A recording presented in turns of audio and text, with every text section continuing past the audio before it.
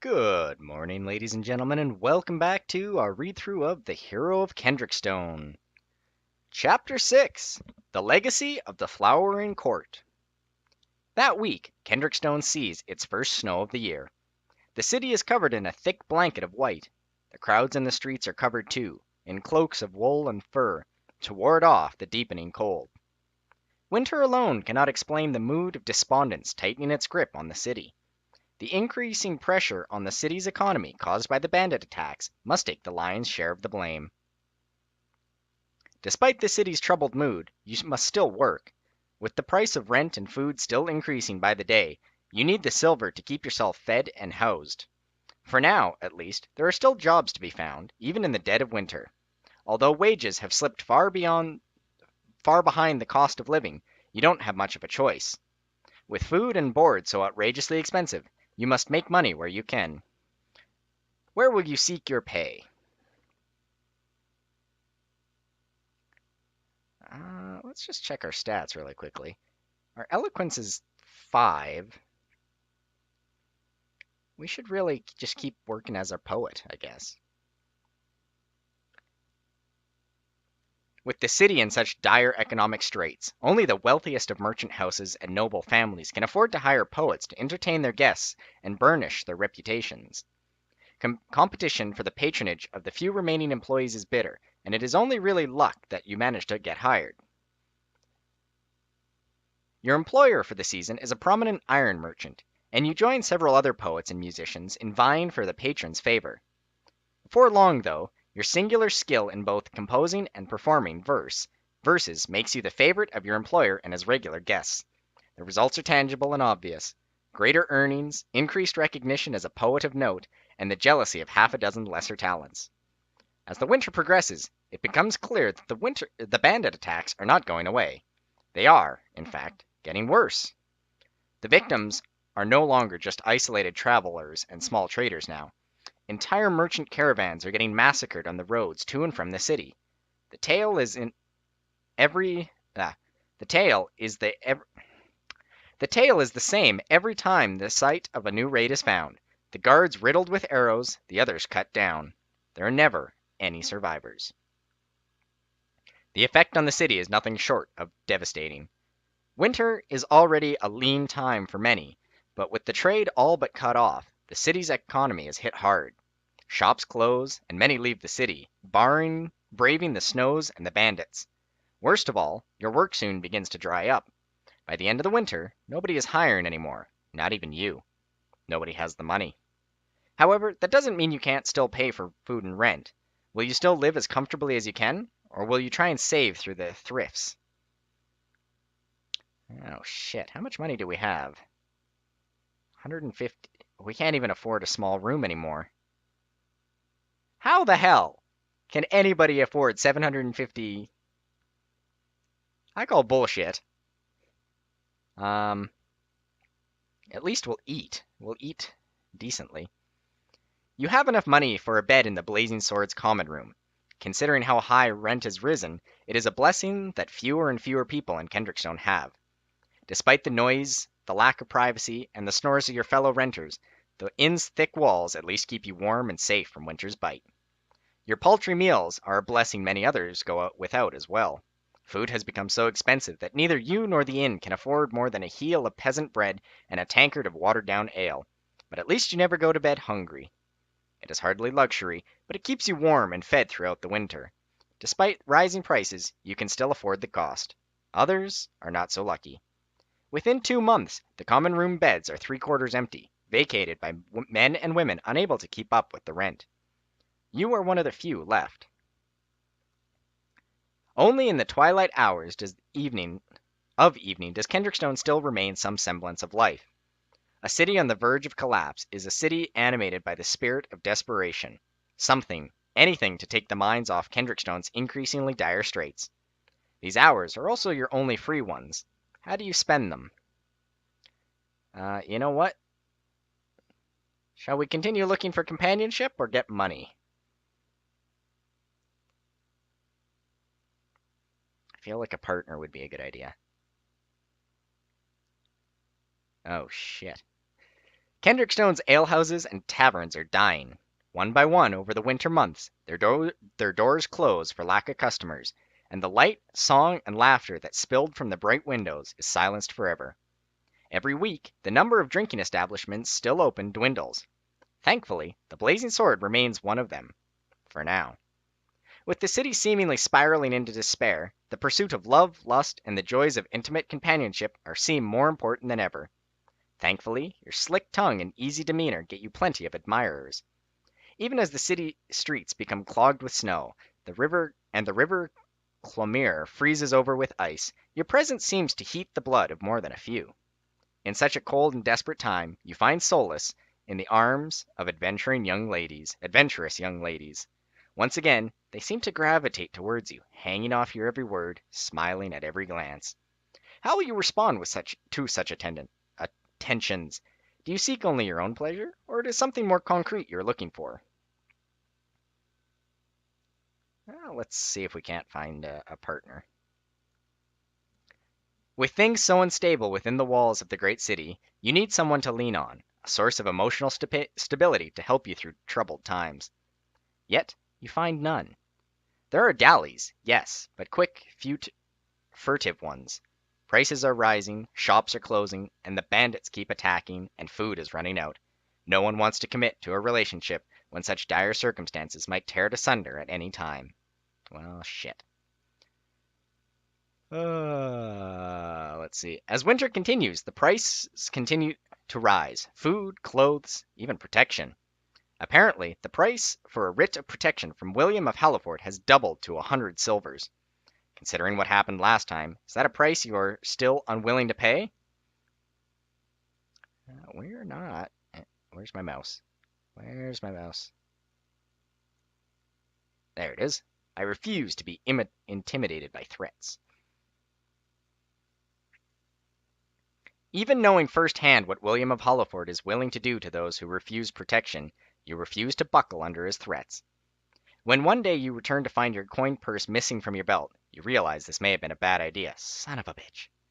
The theft must have been a clean one. You didn't feel a thing when whoever stole your money slit the strings of your belt pouch. The thief is long gone. You have no doubt who orchestrated the theft. You painted a target on your back through your actions, and you probably should have expected something like this to happen. Still doesn't make the fact that you are now entirely broke any better, though. Next. One morning, you awaken to find Frida and her family piling up crates, sacks, and barrels in the common room. A closer look shows the crates are filled with the contents of the bar, and the sack holds to be what appeared to be... Let's try that whole thing again. A closer look shows the barrels are filled with the contents of the bar, and the sacks hold what appear to be clothes and personal possessions. "Oh, Isabel, you're awake," Frida says as she starts towards you, a bundle of linen still tied under her arms. "I need you to pack up your things," she says in the most straightforward way of hers. "We need you to be out by noon." You stare back in shock. "Out by noon?" you echo. Frida looks away for a moment, before meeting your gaze and nodding. "Yes, by noon." She gives you a very sympathetic look. "I'm sorry, but we're not staying here any longer. We're closing the inn and leaving the city." Well, let's ask her where she's headed. "My brother married a master carpenter up in Concordat," Frida replies. "They've got a big house, and they'll be able to put up with us for a few months, long enough to find our feet again." As far as you know, the city of Concordat is nearly 2 weeks away by road, even in the best of weather. In winter, it takes at least twice that. The innkeeper makes a grim face when you bring this up. I know, but it's the only place we can go, and, well, I'm not staying in this city any longer." Obviously, we know why they're leaving. Aren't you worried about the bandits? "Of course I'm bloody worried," Frida replies. "What are my other choices, though? Stay here and wait for the money to dry up? Then what? Lose the inn? Live on the street? Go hungry? Let the little ones go hungry?" She shakes her head with sudden and absolute vehemence. "No, anything but that." At least we can still fight bandits," the innkeeper adds. "I know one end of the crossbow from the other." She jerks a thumb at her husband. "Rob still has his old mace from the soldiering days, and the little ones know better than to stick their heads out."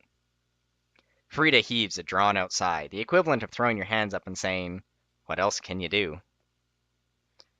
Yeah, we're not gonna bother her anymore. We'll go and pack, I guess.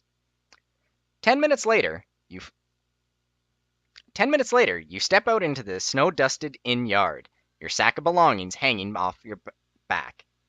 Before you, Frida and her family load the last of their belongings into the ox cart that will take them out of the city. Something flies into your chest. It flutters down towards the ground, but you manage to catch it before it lands in the half-frozen mud and slush at your feet. It's a folded note. The parchment is sealed, but not by a family sigil. It is sealed by some sort of strange symbol of a type you've never seen before. You tear open the letter. The message inside is written in heavy, somewhat clumsy strokes. Isabel, I am told that you are an adventurer of some skill. I require your abilities for a certain assignment. You will be well compensated. Ison, Court Wizard to Lefurix II, Duke of Kendrickstone. The Court Wizard? What could he want with you? The Wizard's Tower stands at the confluence of the confluence? The Wizard's Tower stands at the confluence of the blue and silver branches of the river Clomere. It looms over the entire city, a vast edifice of stone and sorcerous energy scraping the winter sky. The only entrance is a vast, gently sloping stone ramp, wide enough for ox carts to travel two abreast, that lead to the tall, narrow door. You walk up the path, which is strangely warm to the touch and clear of snow, taking nearly 15 minutes to reach the door. The gray expanse of the great market is far behind you. The rocks and the frozen winters of Clomere are below, and the tower door looms before you. You step through the dark entranceway.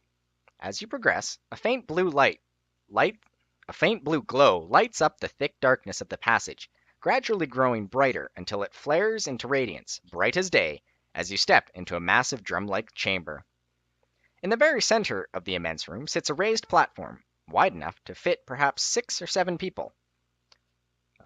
"Step into the center, if you please," booms a voice from above you in an accent you've never heard before.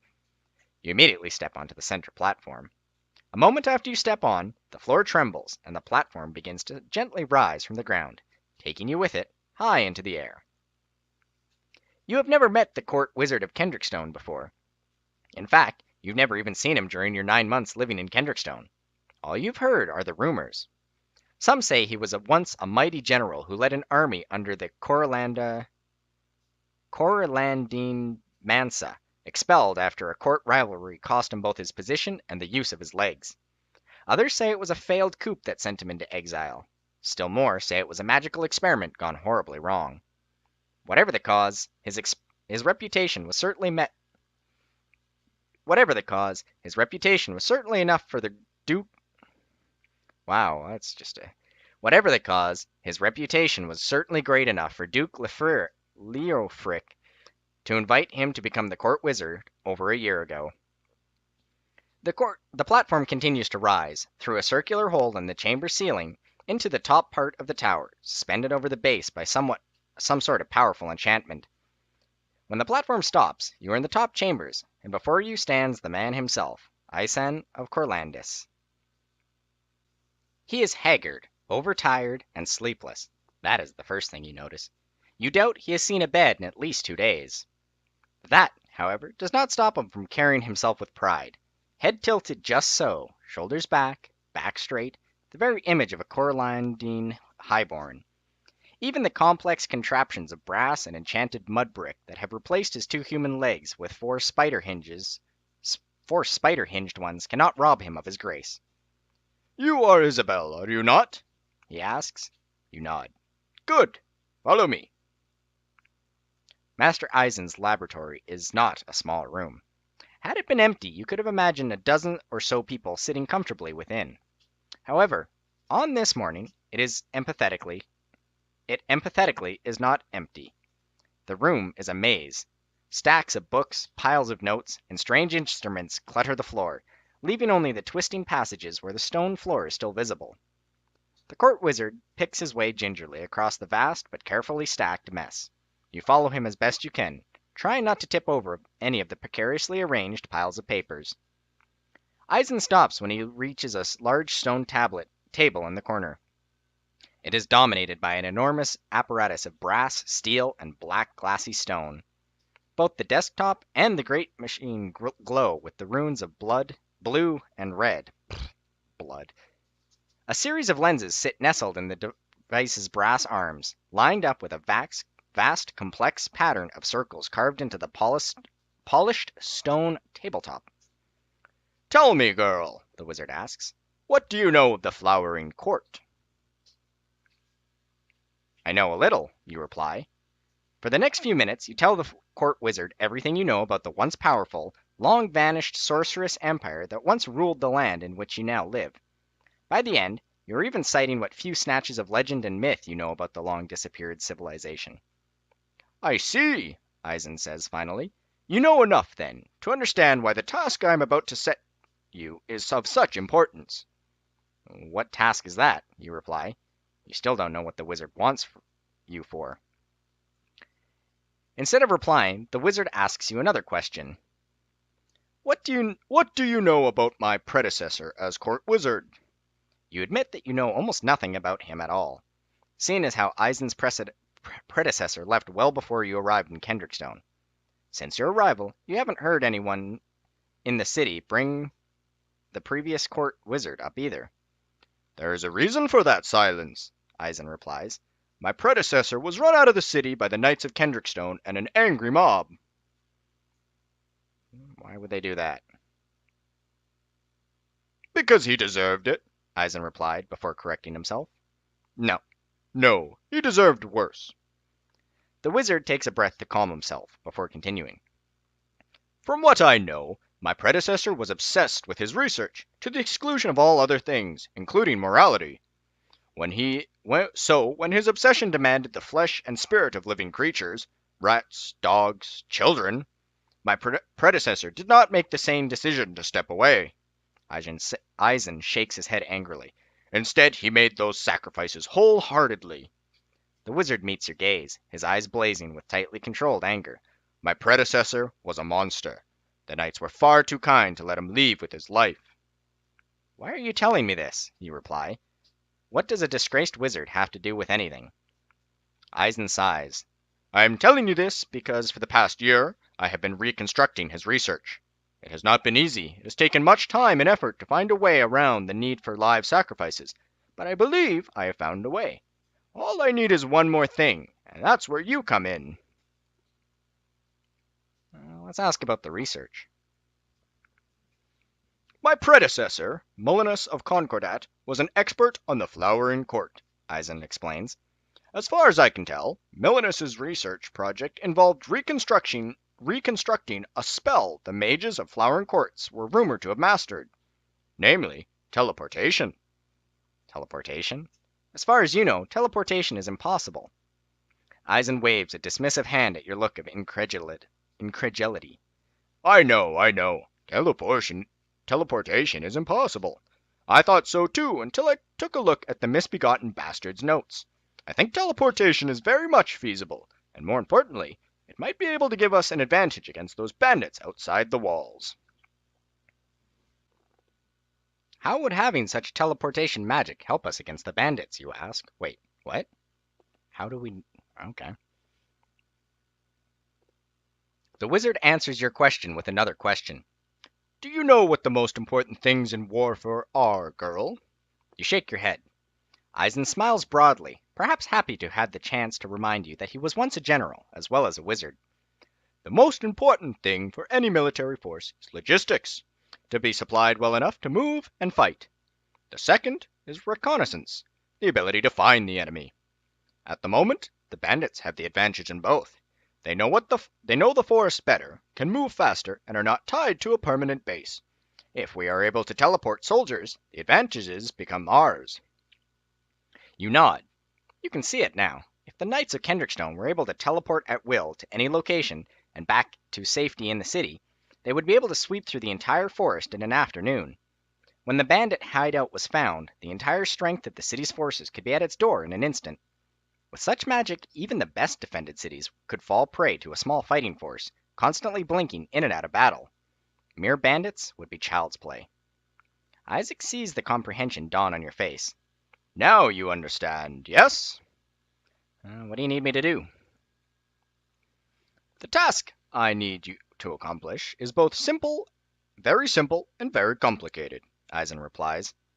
That answer, of course, only raises more questions, which you're beginning to suspect is something this particular wizard does quite often.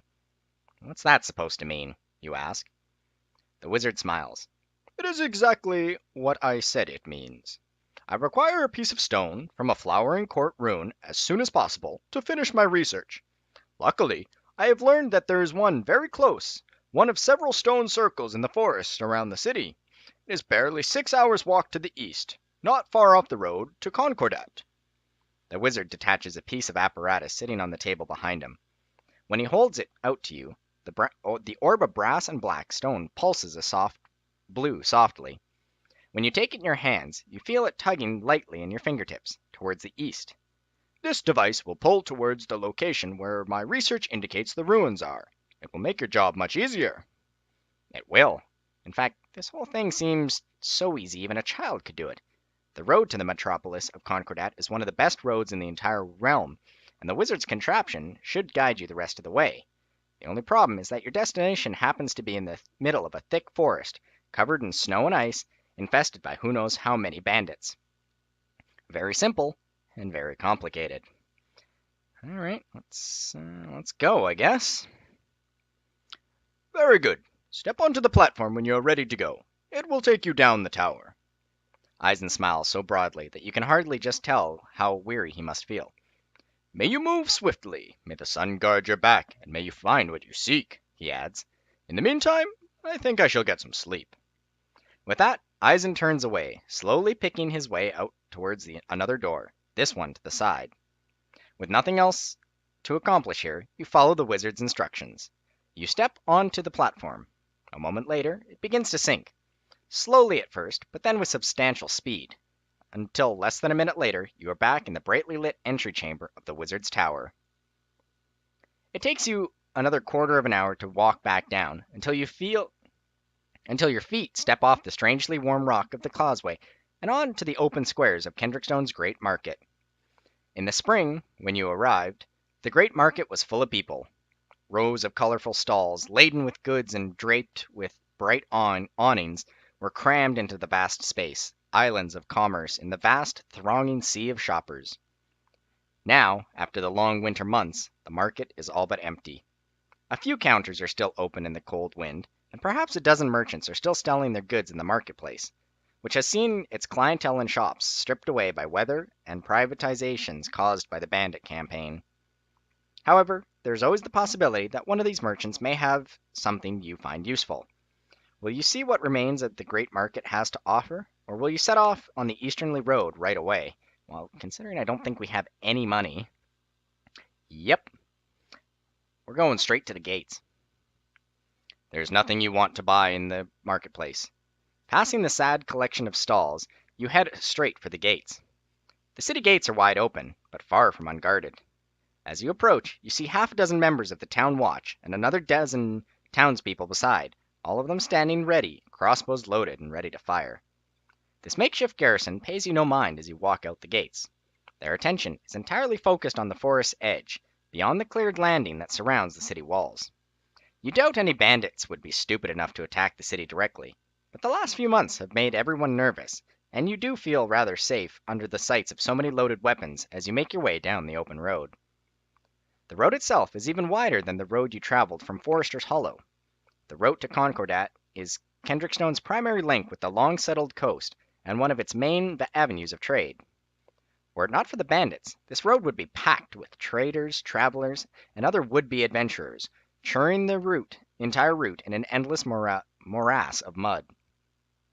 Churning the route into an endless morass of mud. Thank you. Today, the road is almost unmarred, save for the ruts made by a few wagon wheels. At least the bandit attacks would have made the road easier for you to walk along. Have made the roads, yeah, I guess. Within minutes, though, you are past the open fields into the great primordial forest that surrounds Kendrickstone. It is like walking into the midst of an army of skeletons. In a month or so, the huge gray birches and elms around you will burst into green, and their leaves will blot out the spring sun. For now, though, naked brown and gray branches reach up and over you. For half an hour, you walk deeper into the forest, keeping the wide road. At your belt, the magical stone that the court wizard gave you continues to pull forward, a little to the side now, but forward. Then, up ahead, you hear noise. Human shouts, screams, and the sound of steel on steel. There's a fight going on up ahead. What will you do? Let's move forward carefully and investigate. You lower yourself into a half crouch, your hands on your weapon as you creep down the road, keeping close as you can to the bare shadows offered by the leafless trees around you. What you see before you, and there's no really other way to describe it, is a pitched battle. The first thing you see is the cart. It's a big, heavy thing, meant for carrying cargo and people. The crates and sacks it was carrying it are strewn about the muddy road. The ox that was pulling it makes a panicked sound and pulls the grounded wagon with its frantic strength, doing naught save drag it deeper into the mud. Behind the cart huddle a set of recognizable figures. Frida, her heavy crossbow in her hands, her husband pitted against a potted helm and rusted mace, and their children too. Around them are a dozen bandits dressed in black and armed to the teeth. You've stumbled upon an ambush. Oh shit. Frida, no! At that moment, one of the bandits tries to dash across the road to outflank the upturned cart. He barely gets halfway before another figure steps out from behind the cart. The newcomer is tall, powerfully built, and covered head to toe in bloodied mail. In one hand, he carries a shining longsword. On his surcoat is the red tower of the blue chevron of the Knights of Kendrickstone. With mighty two-handed strokes, he beats the bandit's blade aside, then cuts him down in one great blow that splits him open at the waist. Oh shit. Even as the bandit falls screaming, two arrows bury themselves in the body of his killer. One drives deep into the knight's left arm, and the other into his thigh. The mail-clad man staggers with a grunt as fresh blood joins the rust-red stains already coming from his armor and surcoat. Then, 5 more bandits charge him, weapons in hand. The situation looks desperate. With the knight distracted by his new assailants, nothing is keeping the bandits from overwhelming their remaining victims from the other side. You can help turn the tide if you're willing to take the risk. I've got a cunning plan, 'cause we're a bard, we can think this shit up. Rushing in, weapon out, won't do you much good. There are too many of them. You need to find some other way to defeat them. You could try picking off the bandits from hiding. There's plenty of cover along the forest floor for you to move along the bandits and strike from a distance. Otherwise, you'd need to move quickly. Neither the cart's defenders nor the wounded knight would last long otherwise. If you felt up to the challenge, you could always try bluffing the bandits into fleeing or surrendering. Obviously, convincing a dozen armed men and women that they're utterly outmatched would take a very convincing bluff, but you think you could pull it off. If you think you could pull it off, it may be worth the risk. Oh, we're gonna bluff them so hard. You assess the situation carefully. The bandits have the advantage, both in numbers and position. Trying to convince them that they are outmatched will not be easy. You step forward, trying to muster as much confidence as you can, a difficult thing to do with a dozen foes before you. They turn to face you as you approach, their eyes black and pitless. These are not the same bandits you faced last spring. They seem colder, with harder edges. "Stop!" you command, but your voice cracks as the words catch in your throat. What? Fear or anxiety has gotten the better of you. The brigands, now that they've seen you out in the open, have no intention of stopping. You ready your staff as half the bandits charge the wounded knight, while the others go for the cart. Which will you help defend?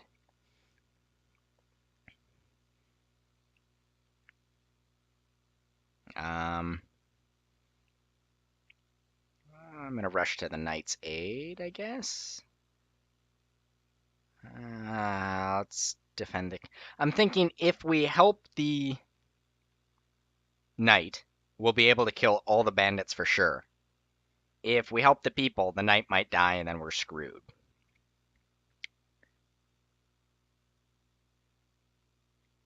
Of course, if Frida and them eat shit, well, then they won't mind us taking all their stuff. The knight's eyes go wide for an instant as he sees you running towards him, staff in hand. When you take position beside him and make it clear that you are here to help, he raises the hilt of his bloodied sword to open the visor of his his open-faced helmet in a hasty salute. Then the bandits are upon you.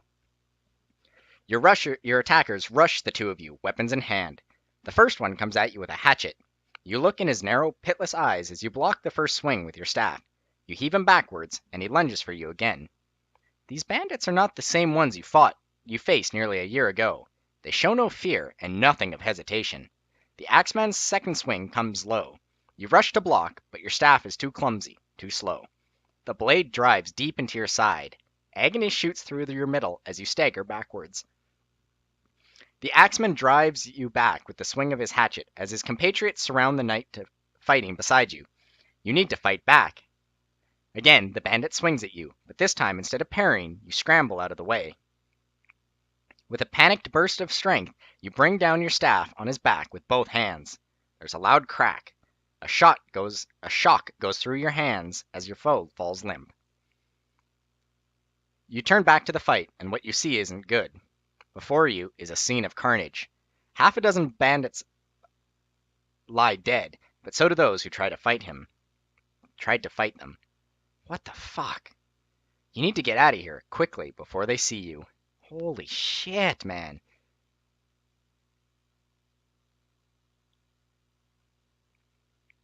You run back down the road as fast as you can, trying desperately to ignore the pains of your wounds. Holy crap.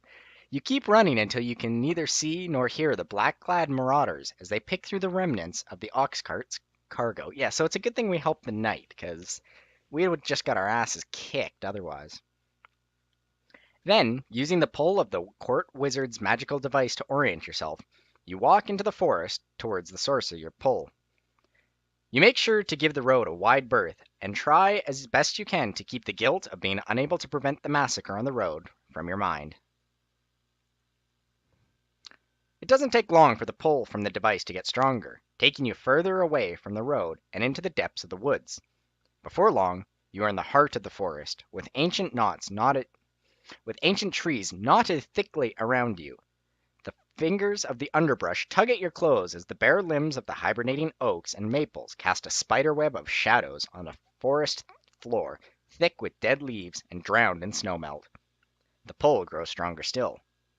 You must be close now, but ahead you hear something that stops you in your tracks. Footsteps, lots of them. Let's see who it is. You keep yourself low as you move through the brush, hiding as best you can to press forward through the tangled mess. The sounds of footsteps grow louder, echoing through the trees, as you try to keep moving quietly. When you see exactly who's making the noise, you grow quieter still. Bandits, more than a dozen of them, all armed and all clad in black. Some strain under sacks stuffed full of who knows what. Others only carry their weapons. Even through the scents of rotting leaves, you can smell the stench of blood and death on them. Worse yet, the wizard's orb seems to be pulling you in the direction they are going. What will you do? Let's follow them, I guess?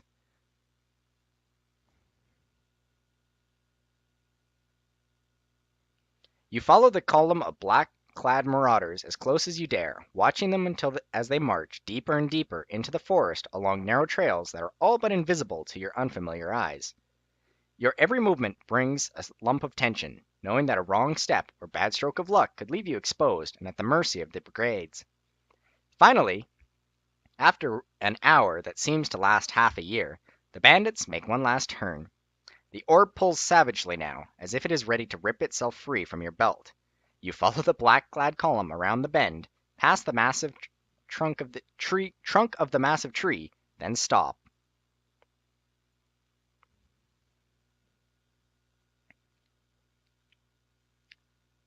Not 20 paces in front of you is the edge of a clearing. At its center, like a great coin punched into the dirt, sits a vast, worn circle of smooth, perfectly proportioned stone.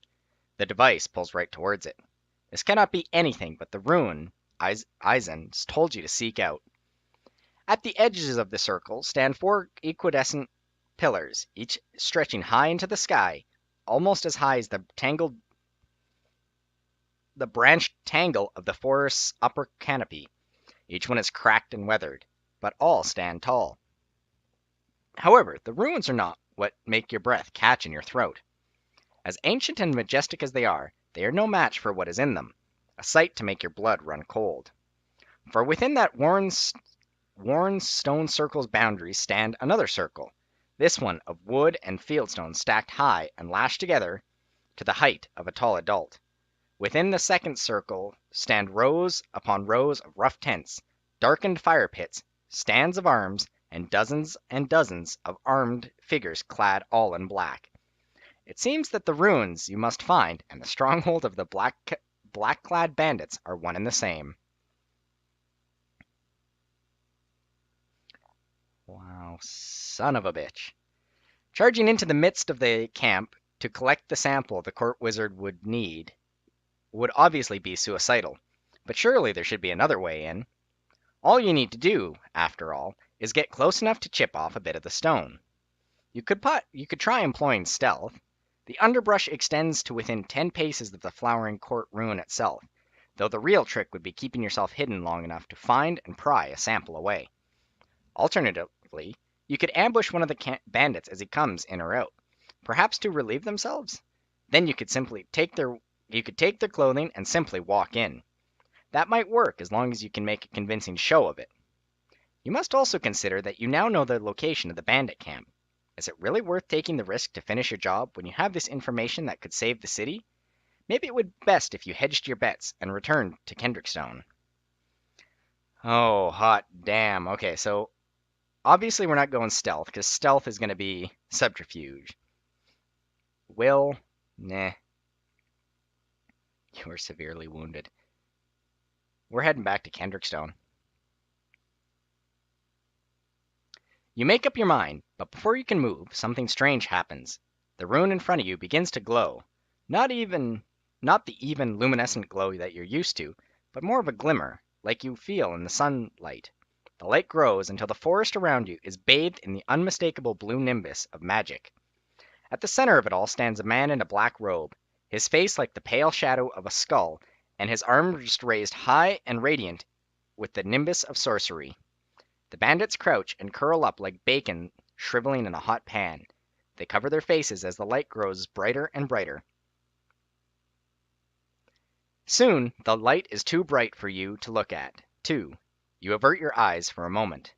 When you look back, the bandit camp and all within it are gone, as if swept from the smooth floor of the stone circle. Son of a bitch! There's just no winning in this game! With the bandit camp mysteriously gone, your task becomes a trivial one. All you have to do is walk up to the ruined stone circle and chip off a piece.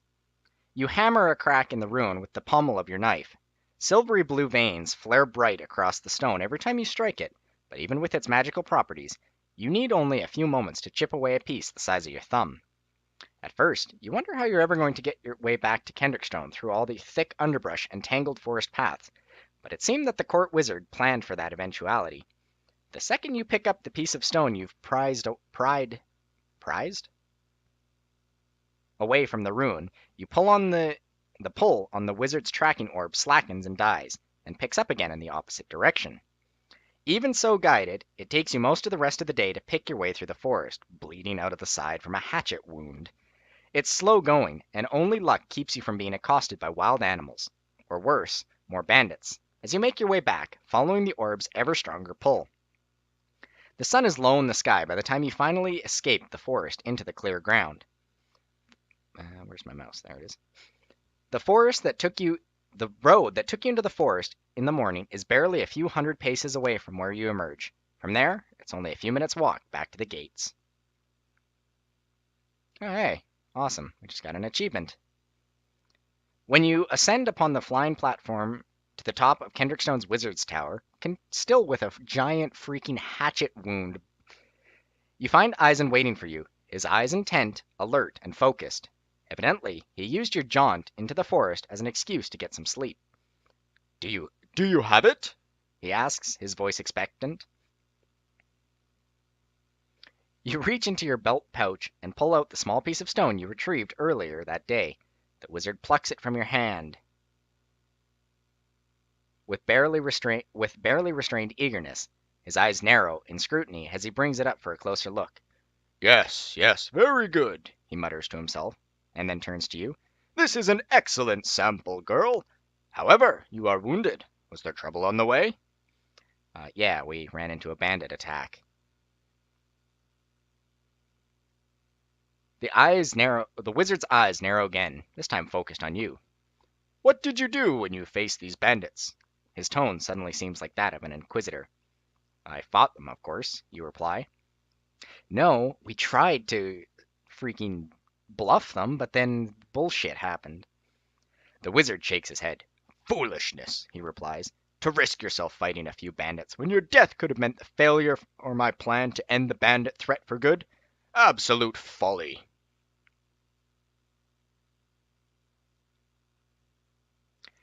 The wizard moves on with barely even the space of a breath. You had no other trouble besides that, I trust? You shake your head. No, but you relate. I think he means to say you relay what you saw at their stone ruin. As soon as you mention the bandit camp, the court wizard's eyes go wide open. His sorcerer's legs scuttle backwards, knocking over stacks of papers and books. Hurriedly, Eisen grabs a half-empty notebook, a pen, and an inkpot from his desk. Start again, from the beginning, he demands, his voice suddenly razor-sharp. Tell me everything. For the next half hour, the wizard writes furiously as you relate to him what happened when you encountered the bandit camp within the Flowering Court ruin. He stops you almost every other sentence to ask questions, ranging from the obvious to the absolutely nonsensical. You understand why Eisen would want to know how many tents and the people were inside the camp, and how long the spell used to make them vanish took to cast, but why would he care about the absence of underbrush around the circle, or the lack of trees on the leaves? Finally, the court wizard seems satisfied with your account. He stoppers the inkpot, sets his pen down, and puts his notebook away. I will need to report this to the Duke personally, but that can wait. First, I must see you compensated. Eisen pulls out a strong box from under his desk. I can offer you gold, if you wish it. I also have a set of enchanted rings from my collection, each able to make you more skilled or powerful. I would be happy to offer you one. The wizard pauses in thought for a moment, stroking his beard. Perhaps, he continues, it is not wealth or magical items that you wish, but recognition for your deeds. I could certainly put in a good word for you in my report to his grace, if you wish. The wizard pauses as if he had forgotten something, then raises a finger once it becomes clear that he has. Oh, and yes. Regardless of your choice, I am more than happy to provide you with a room in the tower and a paid position as my servant, until you can find some more permanent arrangement. Well, if he's going to be paying us, we want the magic rings. Screw the Duke. We can be the unsung hero of Kendrickstone. Name drop. The wizard smiles. A wise choice, I think. He moves to a small cabinet at the side of the room, almost hidden behind the stacks of papers around it. He pulls a key from the compartment in the side of a legged chair and opens up the drawer. When he returns to you, he holds in his hand a case of polished red wood, closed with a lid of glass edged in steel. Eisen undoes the latch and opens the box. Sitting inside, you see 4 rings sitting on a bed of black velvet. These are the rings of which I spoke, Eisen explains. They should fit you well enough. He points to one of the rings. This one is the ring of the hunter. The others are, he points to the rest in turn, the ring of the scholar, the ring of the hunter, and the ring of the envoy. You may take one. Which one do you take? Well, let's just make sure. We want the ring of the envoy, because we are going to be the best freaking bard. We're going to bard it up, damn it. Axe wound and everything. You pick up the ring of the envoy from the case and slip it onto your finger. At first, the ring seems to do nothing. It is only when you open your mouth to complain that you notice how the artifact's subtle magic has affected you. A dozen possible statements fill your mind as you try to tell the wizard his ring isn't working. Some snarky, some polished, some outright insulting. In the end, you opt for none of them. Oh, I got a shit-eating grin because that. The ring works perfectly, you say, your voice reinforced with extra confidence. Eisen smiles and nods. Indeed, it appears so. Awesome. We are an expert. Expert eloquence. We are severely wounded. We have no money to our name, but we are the damn smoothest talker in all of Kendrickstone. Now, the wizard lets you savor your reward for only a few short minutes before speaking again. Now, as for the other matter, do you still wish to take up residence in this tower? Yeah, I don't trust that we'll be able to get it elsewhere. Oh, but with our new... Yeah, but we don't... If the inns are all closing... Yeah, I'm going to stay here.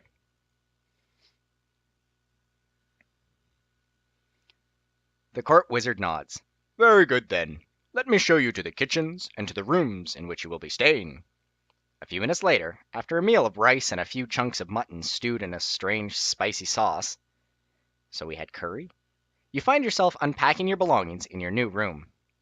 The quarters of the court wizard has given to you are hardly luxurious by any means, but it does have all the conveniences. A bed, a desk, a chair, and a chamber pot. It also has a fantastic view of the city below, still shining in the torchlight and hearth fires of early evening. You unpack quickly, as there isn't much for you to unload. Then you tumble into bed exhausted, as the sun finally slips under the horizon, with a fucking hatchet wound in your side. Good gravy, man. Go and get a band-aid or something. It's been a long day, and with the dying city below you entering what looks to be a barren spring, the days will become longer yet. Holy shit, son. Wait. Achievement. Awesome. Well, that's all for this lovely little thing. We are fucked up. We are penniless. We have no armor. We have a shit weapon. But damn it, we are the slickest damn speaker the world has ever seen. And that's what matters. Rumors and tales of your exploits are common topics in Kendrickstone's alehouses. Awesome. People talk about the time we took a arrow to ourselves, the time we got mauled by a beast. They talk about the time we took a hatchet to the leg or to the ribs. Oh, we are just an awesome story. Till next time, guys. Later.